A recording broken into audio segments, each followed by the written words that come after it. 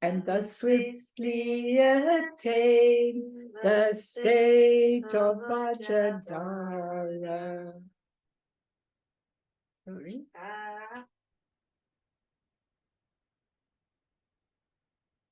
Eyebrows straight. Get that? So let's do the 4 limitless contemplations. May all beings have happiness and create the causes of happiness. May they all be free from suffering and creating the causes of suffering. May they find that noble happiness which can never be tainted by suffering. May they attain universal impartial compassion, free of worldly bias towards friends and enemies. Sem jendamje dewatang dewe jutang den pa jujik Dungal tang, dungal chichu tang trawa juchik, dungal mepe dewa tampatang mindrawa juchik, nearing chak tang ni tang trawe tangum chempola ni pa juchik. So, tonight, what I want to do is living with primordial consciousness and freshness of being, and how you actually live with it right in the palm of your hands. I want to really look at that so deeply, and I'm sure that all the other people who aren't here tonight will be able to get it on recording. But as I tell them, it's never the same on recording because it's not that fresh energy. So it's better if people are here rather than they're listening to recordings. But I'm starting off with a lovely story called The Stag at the Spring and the Lion. A stag, oppressed by thirst, came to a spring to drink. After having a drink, he saw the shadowy figure of himself in the water. He much admired his fine antlers, their grandeur and extent, but he was discontented with his legs, which he thought looked thin and feeble. He remained there in deep reverie when suddenly a lion sprang out at him and chased him. The stag fled rapidly and ran a great distance, for the stag's advantage is his legs, whereas a lion's is his heart. As long as they were in the open ground, the stag easily outdistanced the lion. But they entered a wooded area, and the stag's antlers became entangled in the branches, bringing him to a halt so that he was caught by the lion. As he was on the point of death, the stag said, "How unfortunate I am. My feet, which I had denigrated, could have saved me, whereas my antlers, on which I prided myself, has caused my death." So nothing is ever what it seems to be in samsara. It's never what we think it to be. And this is really the story of our lives in samsara. We pride ourselves on so many things that other people admire, and those are the assets that we need to be successful, popular, powerful, all of those. And yet, these ego identity motivations so often cause the karmic negative imprints that lead us to the suffering life after life after life. Yet each time we truly care for others and sacrifice our own ego's needs. And these are the spontaneously true qualities of our primordial natures if we do them selflessly. So these beautiful qualities are actually natural qualities that come through you if you really are in touch with your primordial nature. And I'll give you lots of time to challenge and discuss. The reason that we are here, and this is a most important sentence, the reason we are here, even looking at all the things happening in the world, is to take responsibility for the fact that where we are is a result of everything we ourselves have created and what use we have made of every opportunity, open portal to unity with our true nature that's offered. So in other words, where we are at any given one place, it's our responsibility to know that that's where we are. If we're in a war, where everything's being taken up. I mean, I look at all these people with children that are hostages. I look at all these Palestinians. I look at all the people. I just think, how could we ever have got to this?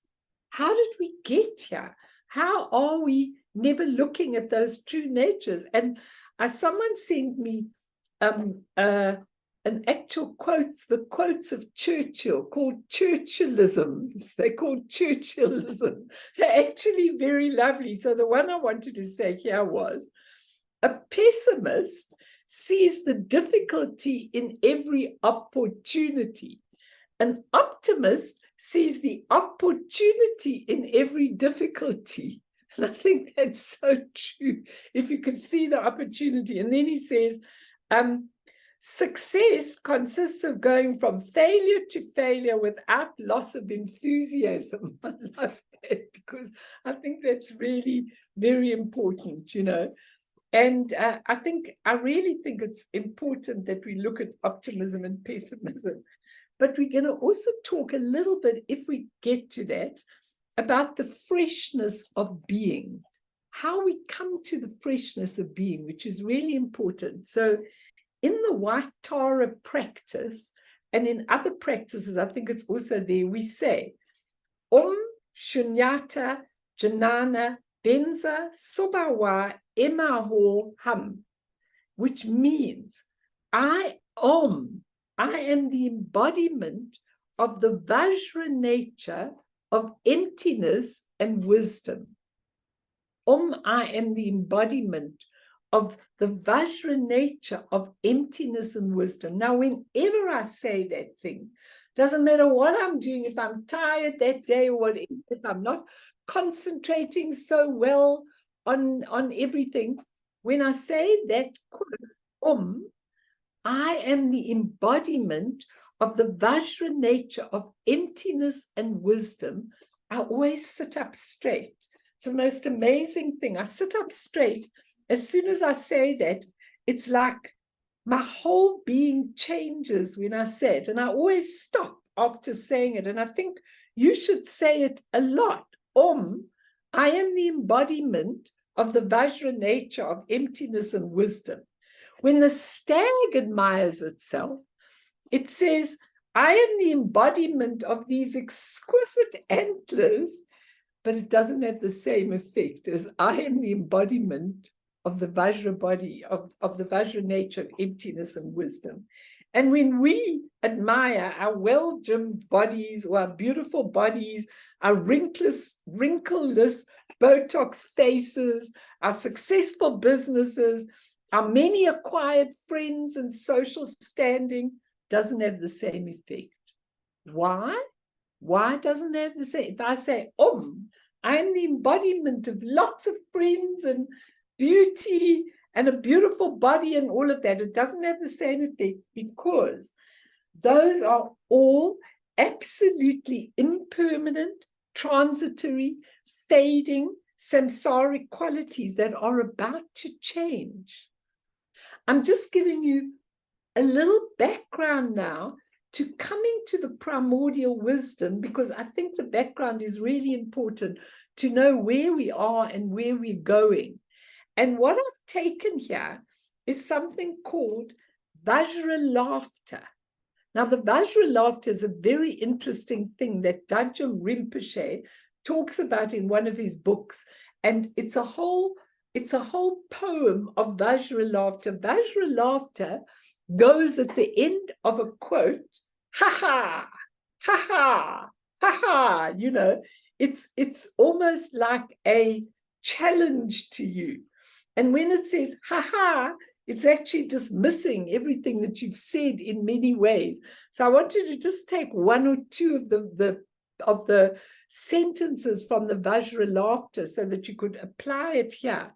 So this is, remember, this is in a beautiful setting with Samantabhadra and all these magnificent creations of his own mind, and they're asking him questions, and he gives the Vajra laughter in response to their questions. So one of them is, before one awakens from the slumber of ignorance, One reifies, that means you make solid, the delusive sense of experiencing the miseries of samsara and the miserable states of existence, which were never really experienced.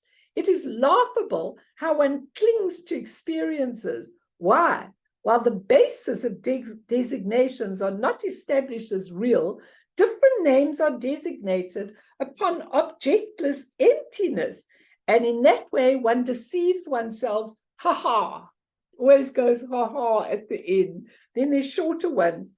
It goes, all appearing phenomena are like mirages to be taken to be water, or like an illusory festival that one takes to be permanent and fixates on as if it was one's own possession. Former appearances vanish and later ones arise with no enduring present. But because one doesn't notice this, one is bewildered. Ha ha! I'm glad to see you, Penny. I wondered where you were today. And lastly, I'm just giving you 3. Not recognizing how appearances arise and transform with no stability, one takes pride in one's accumulated possessions as if they were one's eternal wealth. Ha ha. Okay, I've just given you a few, but you can Google and look up the Vajra laughter because it's really very, very interesting to see. You're just challenged with Vajra laughter. But our embodiment of wisdom, of emptiness and wisdom that we are, brings something called a freshness of being. Now, right now, I don't know about all of you, but I feel very stale. When I turn on the television, when I see, I can't explain to you what's going on now because I'm just seeing so much trauma and tragedy, just people that I'm seeing at the moment. It's just unbelievable to see how much trauma and tragedy there is. And you know what?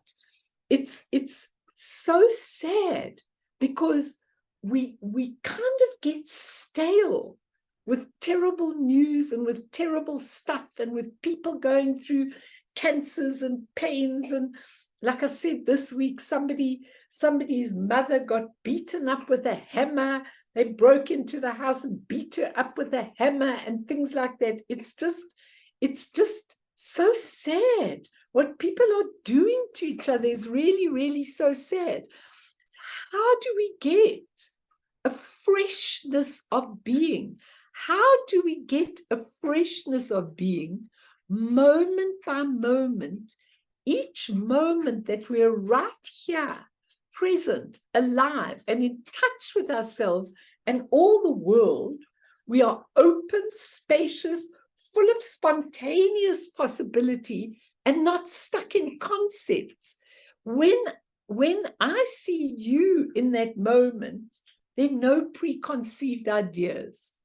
You cannot come in, when you come in with an awakened nature, there are no preconceived ideas with people.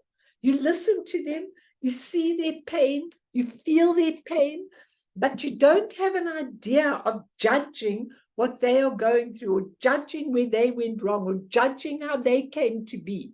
You've got no preconceived ideas, and you have endless possibility when you open up to no preconceived ideas. Even if you're suffering, then I'm right here with your suffering, and we can both experience it as an endless opportunity. Freshness of being means not being stuck. If you are stuck in your life, then you don't have freshness of being. Your awakened nature is not there completely and totally. Our awakened natures move spontaneously and wisely from moment to moment. And Lao Tzu says, I also found a lovely thing of his quotes, wise men hear and see as little children do. Now, those of you who come at the beginning when Terry's little children come on, and I told somebody else they must also bring their children on.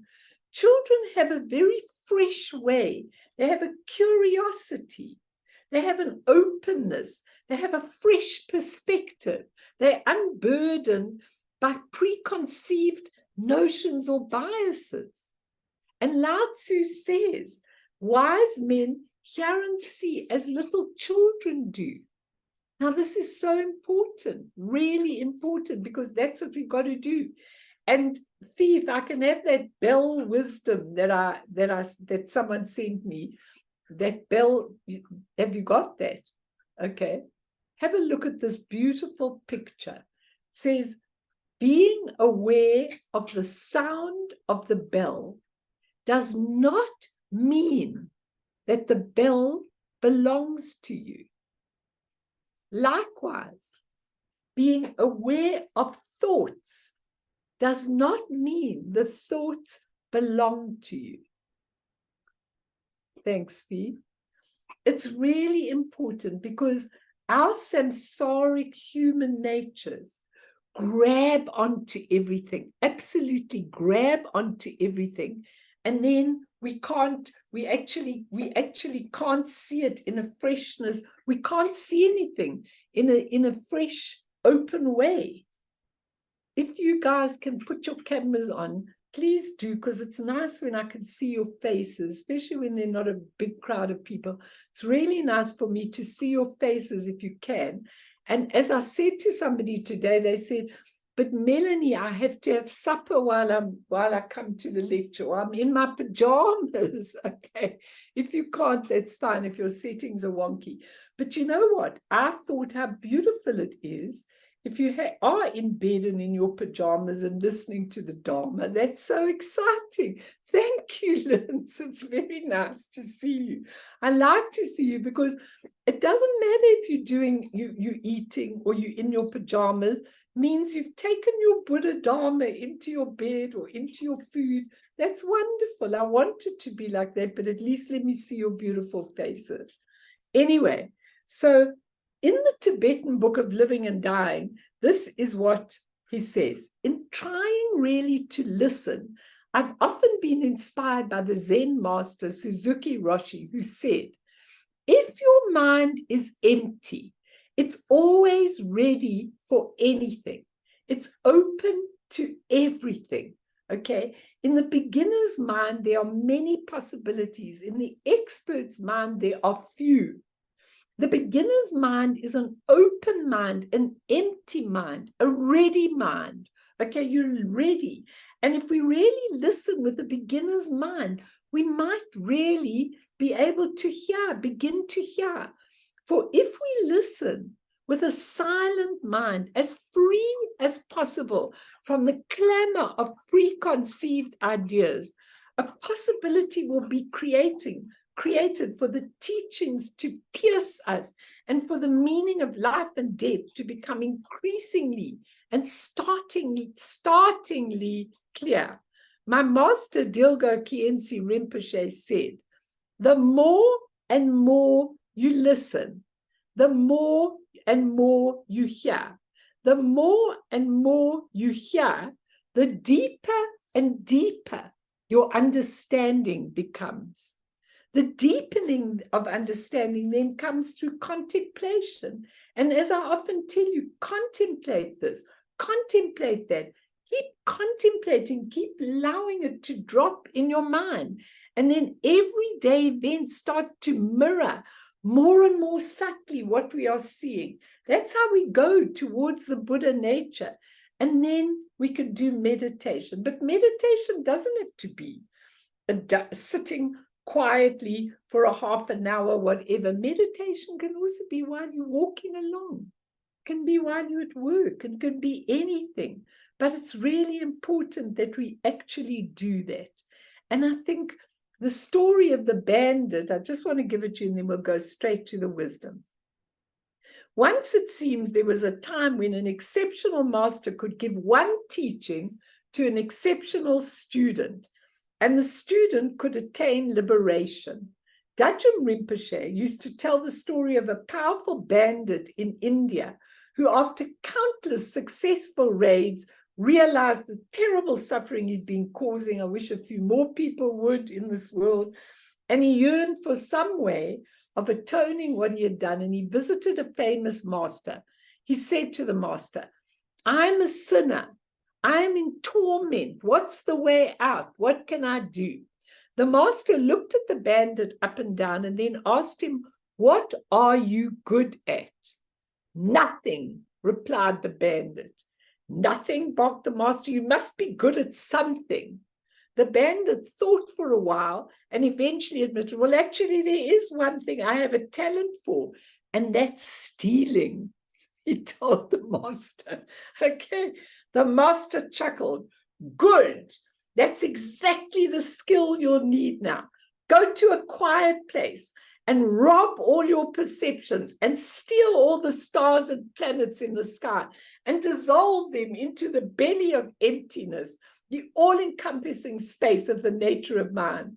Within 21 days, the bandit had realized his nature of mind and eventually became to be regarded as one of the great saints of India. So think about that.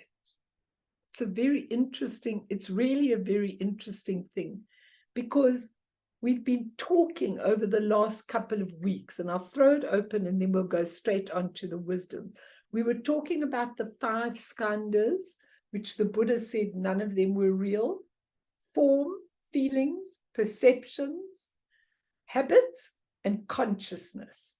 Then we went on last week to the 3 doors of liberation: emptiness, signlessness, and desirelessness. Those are the 3 doors of liberation. Keeping those in mind and also looking at the 3 features of samsaric existence. There are 3 features that you need to keep in mind constantly. One is called anika, I think it is, which is impermanence. And the second one is called anatta, which is selflessness, which we've been talking about over the weeks. And the third one is called dukkha, which is suffering. So you keep all of these in mind, and then you come to the wisdom nature, because that's what I want to do with you tonight. I want to do the wisdom nature, but before I go launching into it, I just want to know if anybody wants to say or ask anything or comment or anything that I'm saying. I just give that as a background, and then we'll look at the wisdoms, we'll do a meditation on them, and that's it. Anyone want to say anything or ask anything? Go, Clint. Hi, Melanie. Hello, everyone. Yeah, I want to ask you specifically about, there's a concept of desirelessness is something that is often spoken of in the Dharma, in Buddhism in general. And for Westerners, I think it's sometimes something difficult. Well, I can only speak for myself. It's sometimes something very difficult to wrap your mind around, because how do you move forward without desiring something? You can only progress in your career, in all of those things, by desiring to move forward. You can't.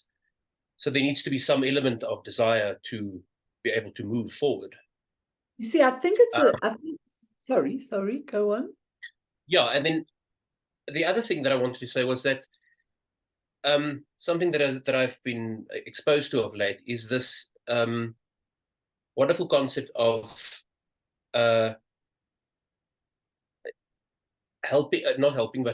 integrating sort of traditional, more sort of Western ideas and practices with the Dharma. B. Alan Wallace said that if we as Westerners try to practice Buddhism like a Tibetan from the 19th century, we will always fail, because you can't just jump out of your skin. We're not Tibetans. We're not Eastern. We're not. We've all got our specific various constituent elements from which we come. Our culture, our language, and all those things that plays a huge role in the formation of your psyche. So it just sort of led. This is just a statement that it led me to see that this sort of straitjacket approach of this is how the Dharma should be approached is not really something that it should be abandoned, rather. You know what? I think what you're asking is very important. And I think that's what we talked about in desirelessness. Because desireless means without desire, which is very difficult. Hello, Rugari. It's desireless means without desire. But what we were talking about last week is desirelessness.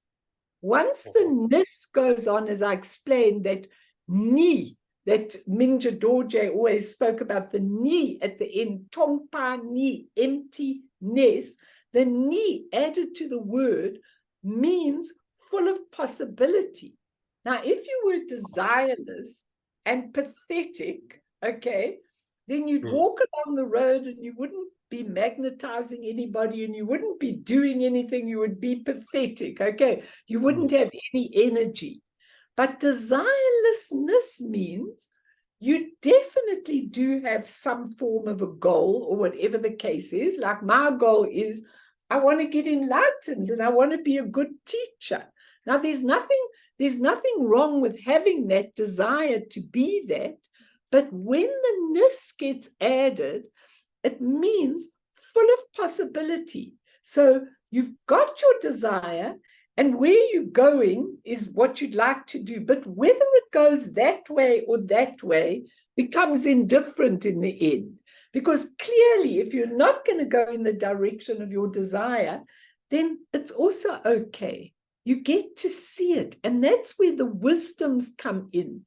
Because the wisdoms teach us to look at things in a completely different way, not in the human ego. Most of our desires are all around the human ego. And when it's for the human ego, it is always going to ultimately fail. Because let's say you do devote your whole life to success, to being the best business in the world and all of that kind of thing. There's nothing wrong with actually, really wanting to do well in your job and everything. But if something blocks you in the job, it's okay. You're still going to go forward with what you really need to do. But when you are in your nature of mind, it becomes selfless. It becomes, you can tell the difference between somebody that is contrived in their compassion and somebody where the compassion just spontaneously comes through them. You can tell the difference.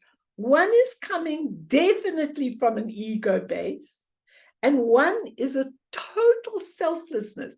Now, you're right, as Westerners, it's really, really difficult to actually get to the point where, where we're thinking like Tibetans. We're not going to think like Tibetans. They have a different idea about everything to us, and we're never going to be like that. But if we start to wake up in our true natures, it's the most phenomenal thing. Things starts happening. Like Lama Yeshe arrived on Friday, and I spent a little time with him on Saturday. And I said to him, everything in the world seems to be down now. The centers are not swarming with people. The Dharma is there, but it's not. I mean, he's making this huge temple. It's half built already. And there are going to be 108 Buddhas in the temple. And it's going to be the most exquisite temple. And I said to him, when you've got a Lama, that temple will be full. When you haven't got a Lama, the temple's not going to be full in that area. But he's not even looking at it like that. He's looking at it over the next 100 years. And when I said to him, people are really going through difficult times and everything, he said, as long as you've got your Dharma, as long as you've got your awakened nature, it's all okay. Now they live that. And you know what? Clinton? I want to live that too. I can't be like them because I've grown up in a Western culture. But I also want to say it's okay I want it to be okay, because everything is playing out according to what we have created. Therefore, it must play out and it will soon dissolve. I think about this war. I think of horror of horrors. But I know in my mind and from maturity and from the Buddha nature that soon it'll all be over. And then everybody will just forget about it. And let's pray that people come and learn something about it afterwards. So that desirelessness means put your motivation in, but do not grasp on it. Put your best shot in, but don't hold tight to that. If it goes in another direction, if the river flows somewhere else, it's okay, as they say to me. Do you know what I'm trying to say? It's like really important that you understand this. Do you all know what I'm trying to say? It's really important, because so many people come to me and say, I'm so disappointed. This happened to me and that happened to me, and I'm so disappointed in everything. I wish that I could have done this. I wish it could have been different. And I go, but it's exactly what you need. It's exactly what your imprints need to clean up. So don't be disappointed at all. Very difficult. Yeah, something that also that I want to share with you was with regards to some elements of Western practice that are, I think there are some elements of Western practice that offer a little bit of a glimmer of awakening. And where I heard of this was when Chogyam Trungpa Rinpoche went to the West for the first time, and he attended a Bach oratorio. I think he attended St. Matthew's Passion or something at Oxford or something. But he attended some huge classical music event, and he realized that Western classical art, especially music, Western classical musicians rather had achieved some semblance of dharmic realization, or some semblance of awakening through that practice. And he started to teach Western classical art to Dharma practitioners and Dharma to Western classical artists. And that's actually how Shambhala the Shambhala organization was born. Wonderful. Because a lot of our breathing techniques in classical music is almost identical to a lot of the tantric breathing techniques that's used in the Dharma. Amazing. Yeah. Amazing. It's wonderful, because I really, really appreciate that. And like, it's one of the ways that we bring the Dharma into our lives. Like you going, Fiona, to India now. Now you've got to go with your open, awakened mind and just absorb everything you can, and then bring it back in a fresh, open way, you know. I just want to say, Mel, I agree with you. You've got to go there with an open mind. You can't go there with a fixed idea of this or that. And I tried my best to do that the last time, and it helped immensely. It doesn't mean I got it right, but I just found that the more open I was to things, the more things kind of flowed, you know, and things happened spontaneously, and they were generally pretty, you know, pleasant things, if I can put it that way. I don't mean overly exciting or anything, but it's a wonderful place to go to, really. And but as you say, you need to keep that open mind. You can't have a sort of like putting things into boxes or wanting something, you know, desperate for something. It's exactly. And those three things we talked about last week is what you take in your suitcase. Never mind other things. That's what you pack in, because you've got to go there and you've got to absorb all the different levels that you can, all the different instruments, all the different teachings and everything, without any expectation, and then come home and slowly they pop into place. You know, always when I'm on retreat, I always think to myself, I want to know what's going on now. You never know exactly what's happening to you now. You only know when you come back and you see, you know, what's changed. So when you're just open, curious, talking to people, relating, you know, to whatever's available, things that you don't get at home, fresh and open without preconceived ideas, that's how you do it. So let's look quickly at what is primordial nature. What is it? Okay. What I want to do tonight is I want you, look, what I've done with this nature is I've studied it. Then I've tried to apply it to my life. I've really thought about it, contemplated, and then later, when I really knew it very, very well, I've taken it and then really applied it to situations in my life and be able to apply it quickly. Now, the reason you have to do that is not because it isn't natural to you. The reason you have to do it is just what Clinton was saying, because you're so conditioned with your human part of the mind, you don't know how to be full of possibility. So you have to study this until it's right in the palm of your hand. You've got to turn situations upside down. You've got to know which wisdom goes with which skanda. Because if you've got this wisdom, that skanda dissolves. If you've got that wisdom, that skanda dissolves. You've got to really understand the wisdoms in the most beautiful, beautiful way. So really, the expression of the primordial nature is the 3 kayas and the 5 wisdoms. Now, I've taught them a lot. And in the holiday period, because I'm going to stop at the end of November, and then you're not going to see me for 2 months. So the thing is that I really want you during that time to go back over all the stuff. Hello, Esty. I did say hello when you came in. I want you to go back and really study some of those things, because I've done long talks on each one. And if you take your time about it, you'll really understand the topics very, very well. Because for me, with the wisdoms and the kayas, you have to know them backwards, forwards, and sideways. You have to know, how do they operate through me? What are they? What is the mirror? What is the Dharma Dhatu? You have to know all these things. Why? Because your human habit keeps on superseding who you are. So you've got to change that habit and go in another way. So let's look at just the 3 kayas for a moment. Let's practically relate to them. How do the 3 kayas work? Dharmakaya, essence, emptiness, pureness. If you want to look at it, ego, you can look at it as the God force.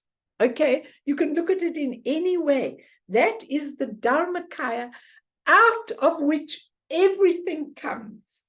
Once you know that, you've got the essence of what it is. Once you know whatever you are seeing, which is absolutely exquisite or which is absolutely ugly, always comes out of the Dharmakaya. Now, if the Dharmakaya is pure and absolutely precious, pure, and awakened, then it's not possible out of it for bad things to be created.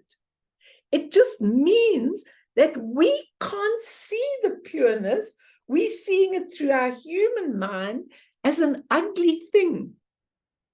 It never was ugly, because once you know that out of the Dharmakaya, out of which we all come, the pure clarity, the pure expression comes out, then we know that if we're seeing something ugly like man's inhumanity to man, it's not the truth.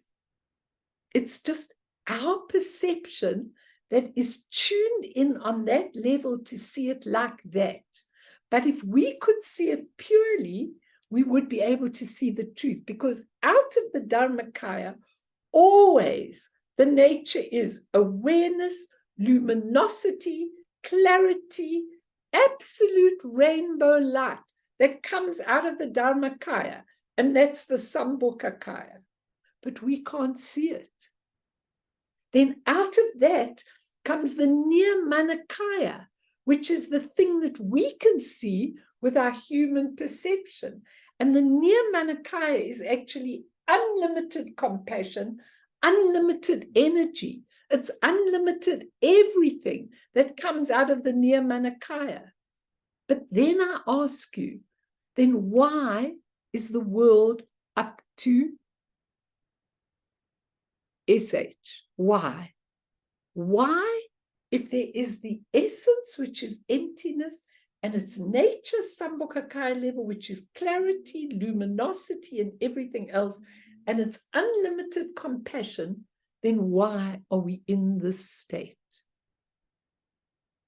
Why are we all going through such suffering, such pain, such everything?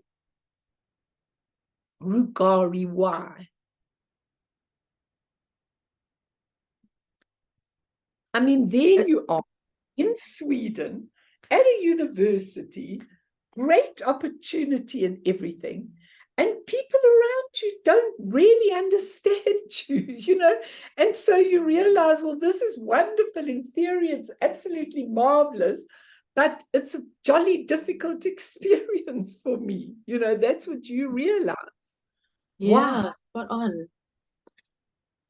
I think, you know, like some of it, I think, is what you're saying, that it's what, like, I'm tuned into in terms of the whatever habits, impressions, so the frequency that I'm tuned into on one hand, I think that that's it. So it's like this distortion, right?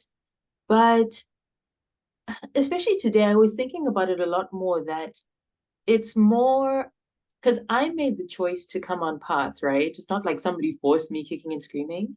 So it's more, especially today, that I was looking at it like, but I'm on path. So like this has to be for something. So what is it that I'm learning? So it's not, So what's yeah. your answer? No analysis. Just tell me, what is your answer? I am in a privileged situation. I am cut off from my family and my culture. I'm dealing with a culture that makes no sense to my whole being. Okay. And what am I doing here? Now, if you look quickly, what are you doing there? What is your purpose there? I'm just taking it as one example. I could go to each of you and do exactly. I can go to Ego, who's a photographer, and say, what is your purpose? You know, what are you doing here?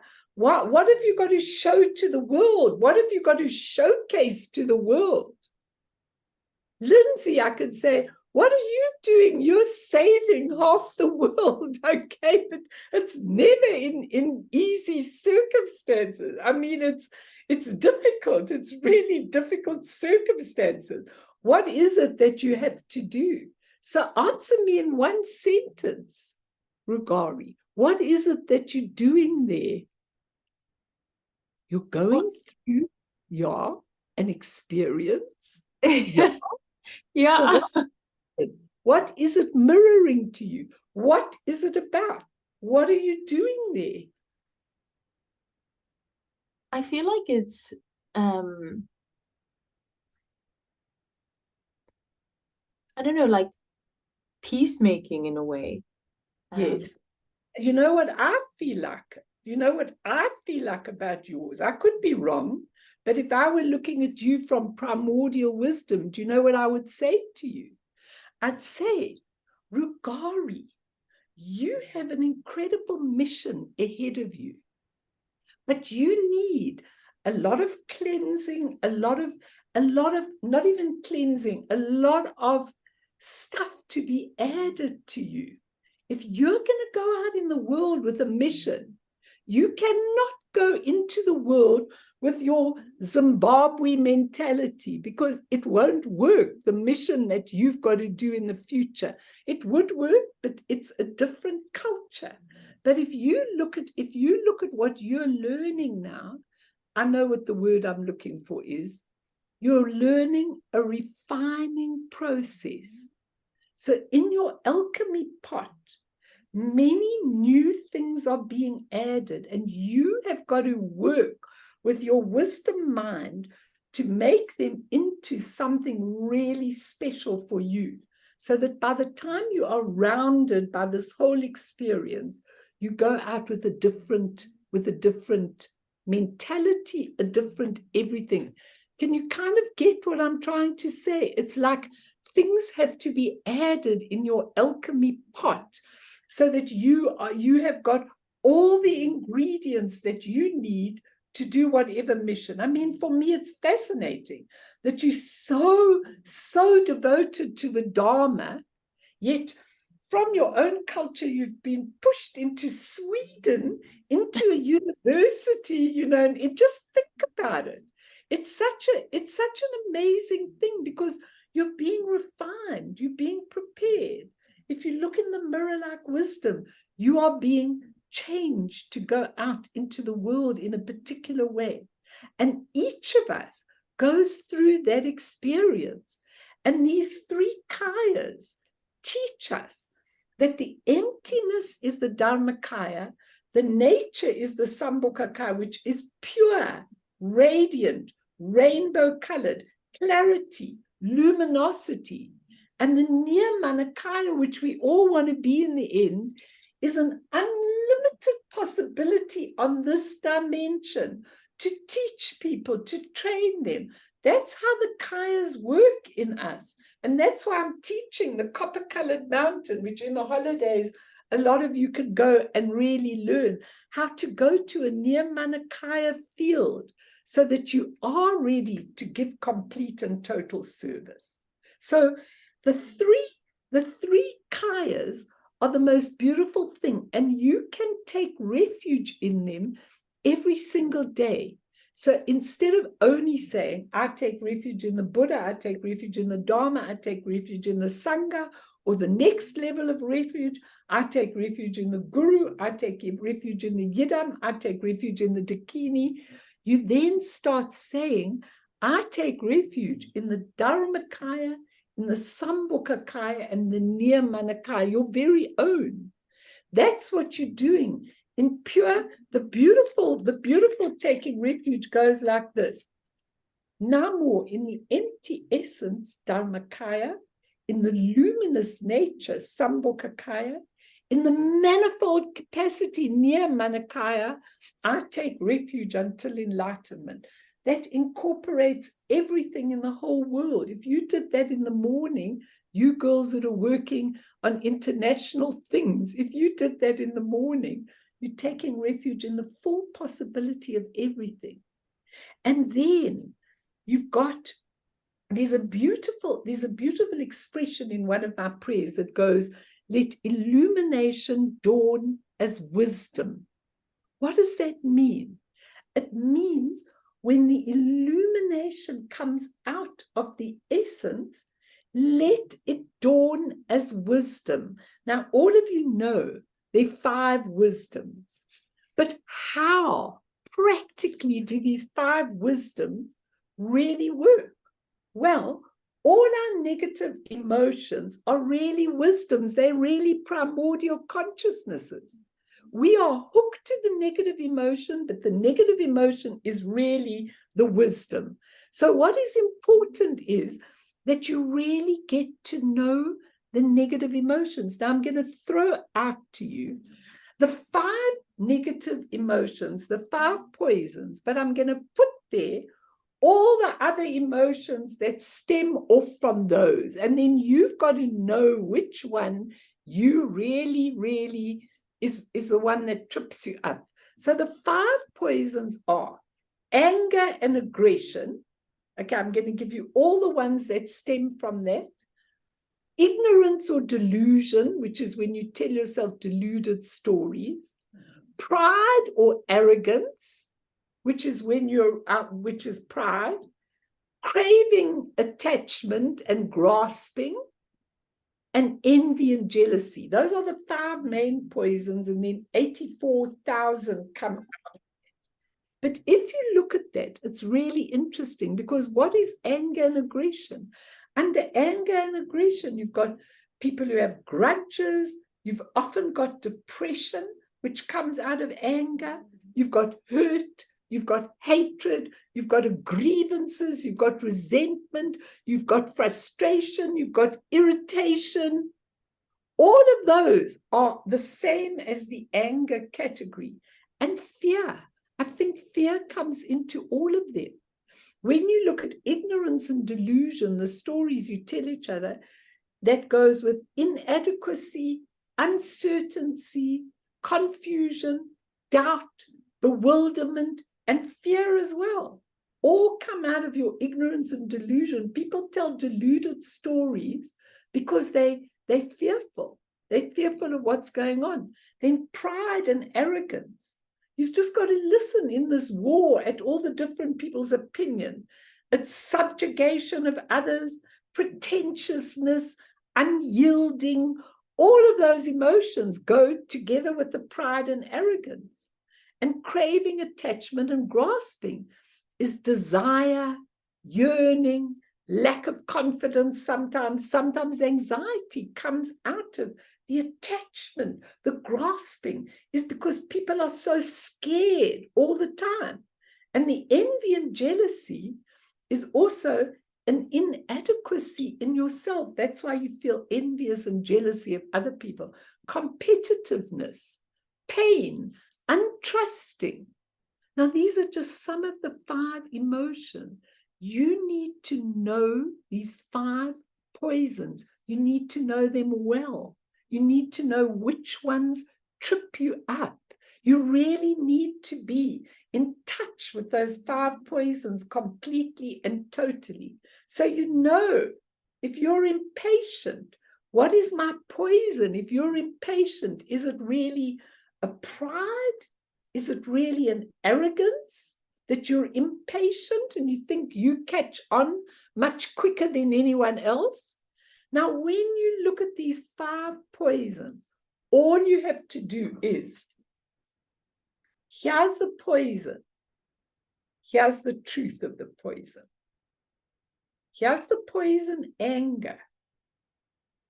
Is really a wisdom, same energy, because all the energy comes out of the essence. So it's the same energy. But whether you see it as anger and all those other things I've just given you, hurt, hatred, grievances, resentment, frustration, and all of those, whether you see it like that, or whether you see it as mirror-like wisdom, it's up to you. So when you've got an angry person in front of you, someone putting you down, someone making you feel awful, you've got to say, thank you. This is my own creation. I've got a lot of angry imprints in my Alaya consciousness. Therefore, angry people are going to be attracted to me so that I have the opportunity, that's what I started with in the beginning, to actually resolve that imprint. Once I know that anger is really mirror-like wisdom, I'm out of the dark. Because every time I feel angry, or every time I've got an angry person there, I know full well that that is mirror-like wisdom, and that I better look deeply in the mirror of it. When you have got when you're a person, you know, some people tell you all these deluded stories.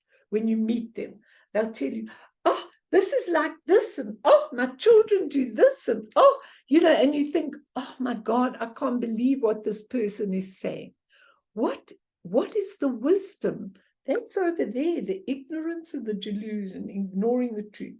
That is the wisdom of the Dharma Dhatu, which is the pure open spaciousness that I tried to teach you with the emptiness, the pure open spaciousness with absolute possibility.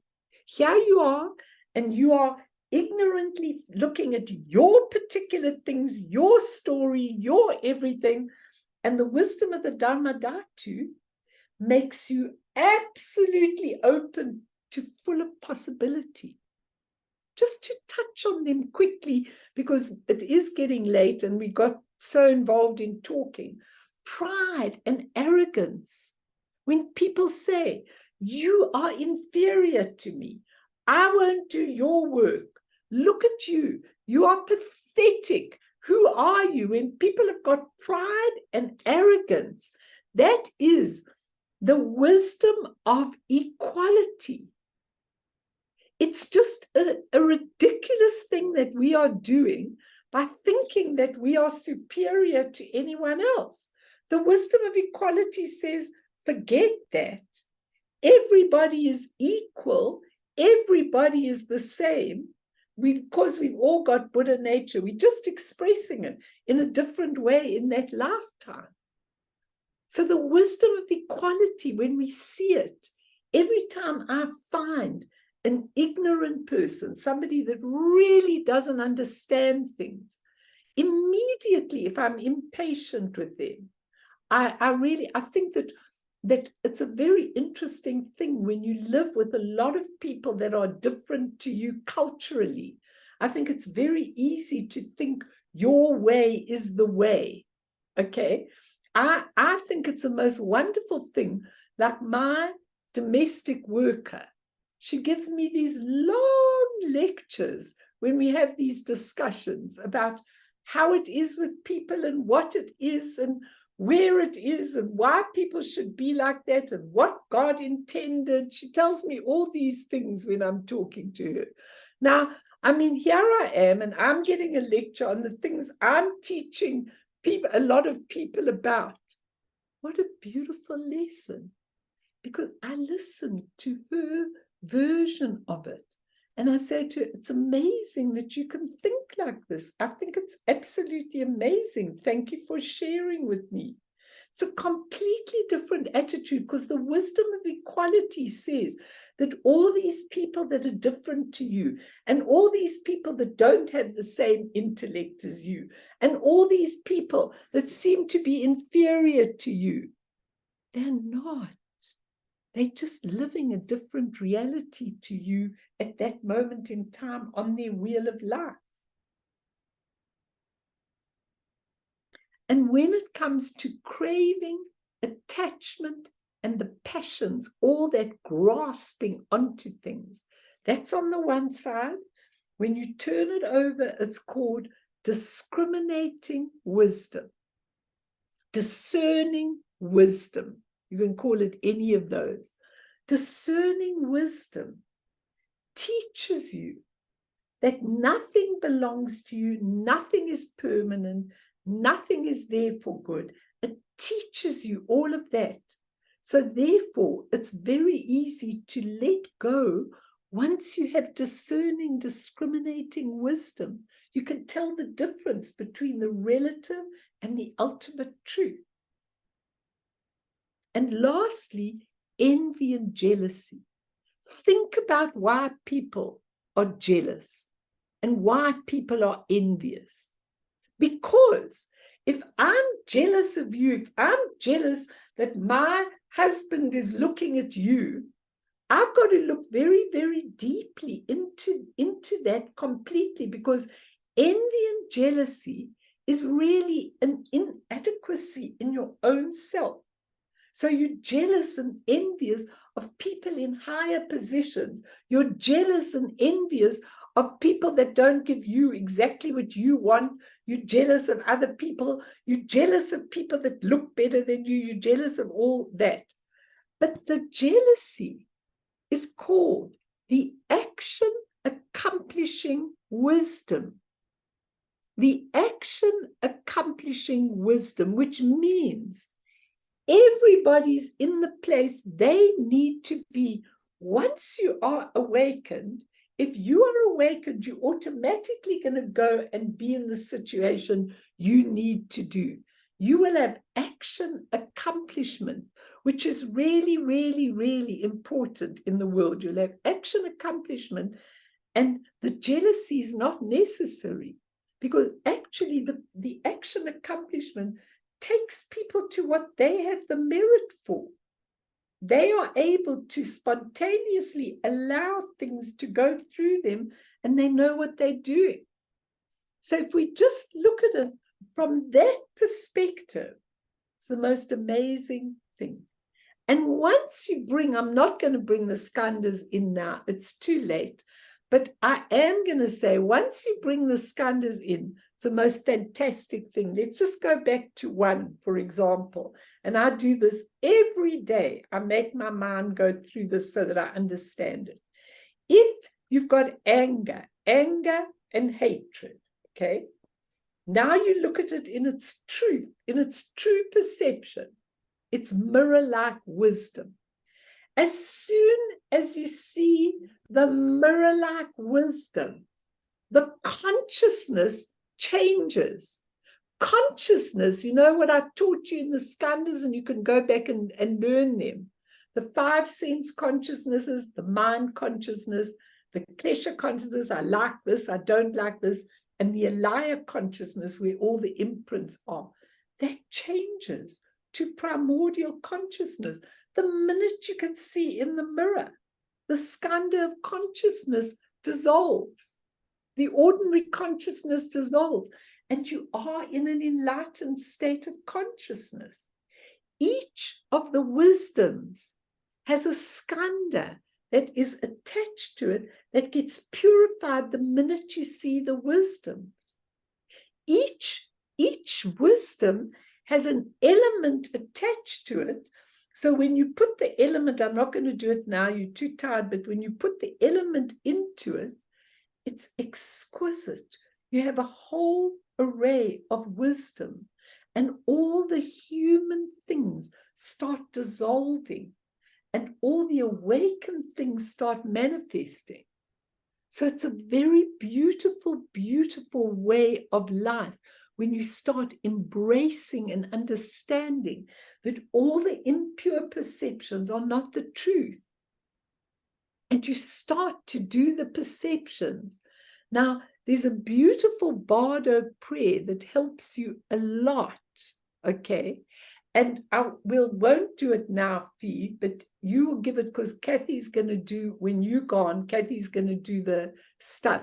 But when you do the Bardo prayer, it tells you, each of these things are told to you so that you, if you read the Bardo prayer every day, you remind yourself of everything. Just put it on for 1 minute so they can see the beginning. Then we're going to do a little meditation, and then we're going to end. And I'll go on with this next time. I want to play with it until it's absolutely familiar in your mind. So this Bardo prayer, which all of you can have, okay, sorry, I didn't take a very good picture, but it's the aspiration prayer for deliverance. Now, if you just look there, when through intense delusion, I wander in samsara on the luminous path of all-encompassing knowledge. That's what I told you about the Dharmadhatu. May blessed Varishana go before me and wake me up into the perfectly awakened state. So each paragraph tells you, and we won't go into it now, tells you the details of what I've just been telling you now. So if you say a prayer like this every day, if you really say a prayer like this every day, you'll understand exactly what you're doing with the wisdoms. So close your eyes, everybody. Take that off me. And it wasn't a good thing. I'll do a better copy of that. And let's just do a little bit of meditation just to understand and to wake up. I want you all to breathe in and breathe out and come to this very, very beautiful moment. And know that each of the wisdoms has a beautiful mantra. And what I have really done with myself, and a lot of you already know, is that I say the mantra, and then I say what that wisdom is every day, so that I really learn about the wisdoms, the poisons, the skandhas, how they all get transmuted. That is you. And when you are feeling like you are at the bottom of a pit, and your life is miserable, and wars are going on, and people are sick, and there's pain and suffering, just remember, this is just a temporary transient journey through samsara. And if you can awaken, then everything starts looking different to your perception. So we start off with the first mantra. Om Varashana Om. Om Varashana Om. Flood us with the wisdom of the Dharmadhatu, and please consume all ignorance and delusion. Om Varashana Om. Once you can stop the delusion, you've got the spacious, open wisdom. And the skanda of form, your form can become Vajrabody. Om Akshobhya Hum. Flood us with your mirror-like wisdom. Please consume all anger and hatred, everything, the hurts, the grievances, the resentments, the frustrations, the irritations. Please consume all anger with your mirror-like wisdom. And the beautiful, ordinary consciousness is transformed into primordial consciousness. That's who you really are. Om Ratnasambhava Tram. That's the seed syllable. Flood us, please, Ratnasambhava, with your beautiful wisdom of equality, and consume all pride, arrogance, subjugation of others, pretentiousness, unyielding elements of me. Consume it all with your beautiful wisdom of equality. And let your beautiful wisdom of equality go out into the whole world, over all the war-torn zones, so that people will realize that we all have a pure nature, that nobody is superior to anybody else. Bring your wisdom of equality to fruition in me, and let all pride and arrogance be dissolved.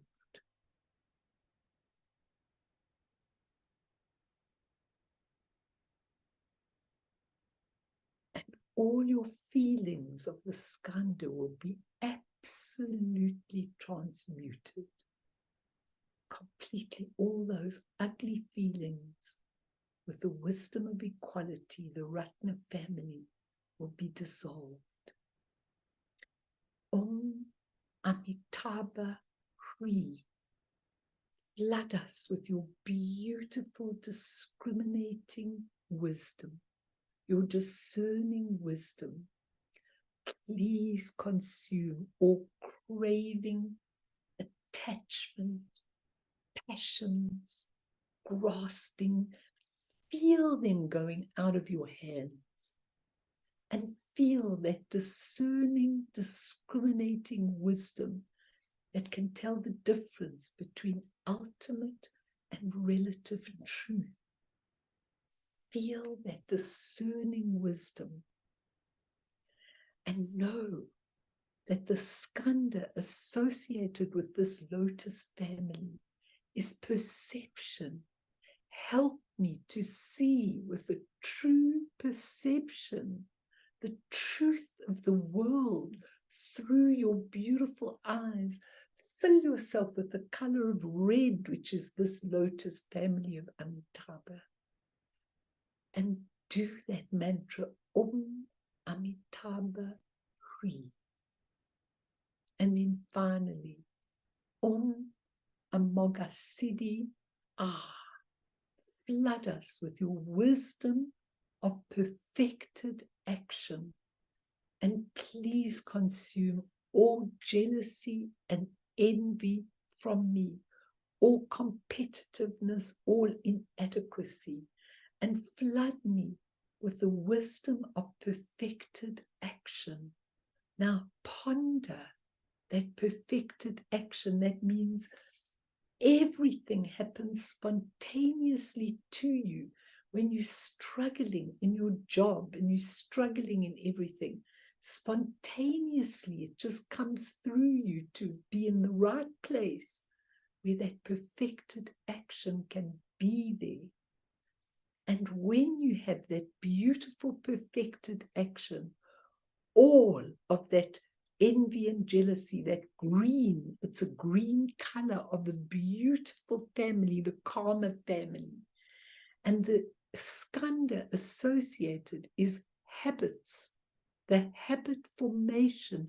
Please let all my negative habitual formations really just be consumed into your beautiful wisdom, Amoghasiddhi.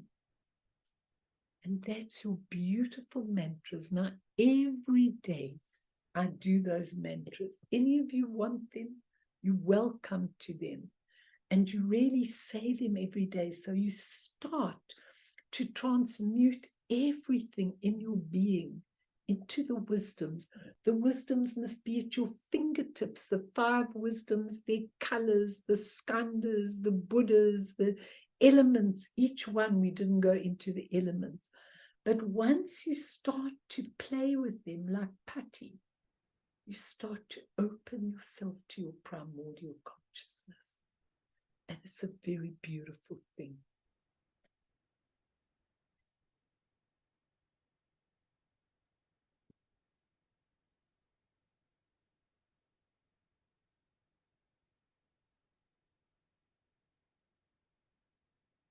So let's come straight back into these, everybody, next week.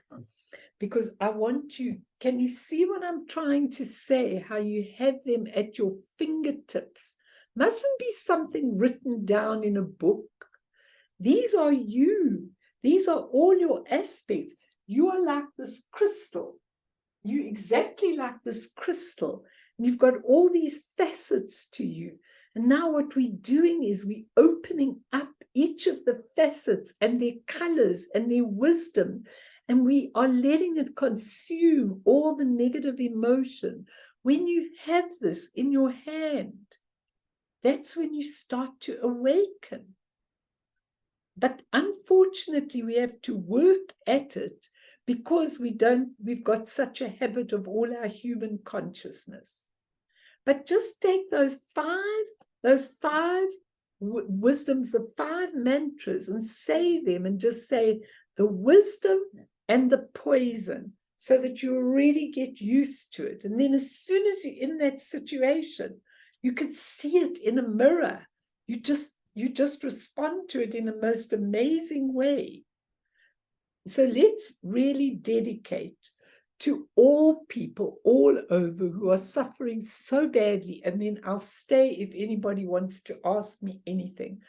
But we're dedicating to all people in the Middle East, to all of them caught in these terrible war zones, to all the people who, through their terrorism, think that they can inflict awful things onto people in the name of God, in the name of everything.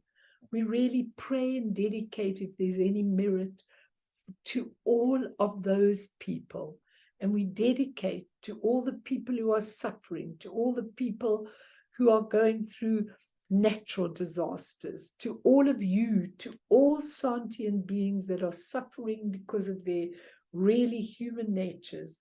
Through this merit, may we achieve all-seeing Buddhahood, and thereafter, once all harmful enemies have been defeated, may all beings be liberated from the ocean of existence, stirred by the waves of birth, old age, sickness, and death.